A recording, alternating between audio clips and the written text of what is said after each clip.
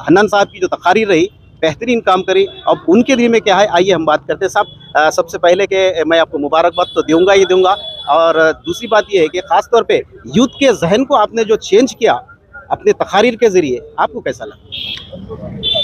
अस्सलाम वालेकुम रहमतुल्लाहि व बरकातहू।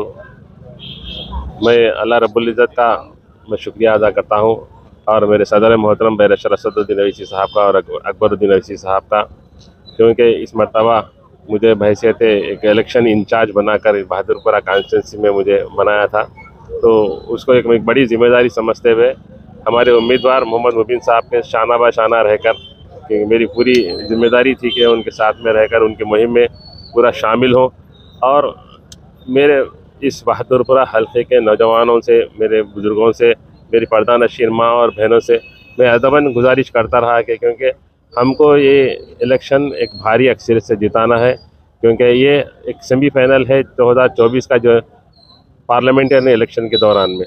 तो हमको इसीलिए इसके साथ साथ में जो है ना, उसको भी मद्देनज़र रखते हुए हमको मुहिम चलाना था।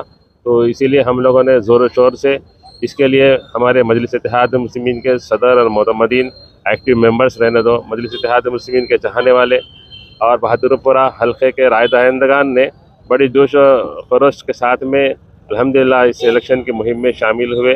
आप आने वाले दौर में भी उन हालात को याद रखते हुए आज के दौर के और मज़ीद आप मुस्तहकम होना चाहिए, क़ुरबानी का जज्बा रखना चाहिए। आप उन तमाम लोगों के जो मरहूमीन के जो है ना, आपको याद करना चाहिए, उनकी इज़्ज़त आबरू को बरकरार रखना चाहिए। तो नाज़रीन, ये थे हमारे dynamic corporator NS Kota corporator Hannan साहब। मजलिस इत्तेहाद मुस्लिमीन को मज़ीद इसके इस्तेहकाम के लिए अपने असलाफ़ के उन कारनामों को और उनकी कुर्बानियों को याद रखने की बेहद ज़रूरत। थोड़ी देर में हमारे हरदिल अजीज़ बहादुरपुरा मजलिसी उम्मीदवार मोहम्मद मुबीन साहब तशरीफ़ ला रहे हैं। इंशाल्लाह सेकंड चरण में फिर लाइव हम आपको सारा टेलीकास्ट, सारे जो है ना ASC न्यूज़ के ज़रिए आप तक सारी चीज़ें पहुँचेंगी। जब तक के लिए दीजिए इजाज़त। मोहम्मद जाहिद को अल्लाह हाफ़िज़।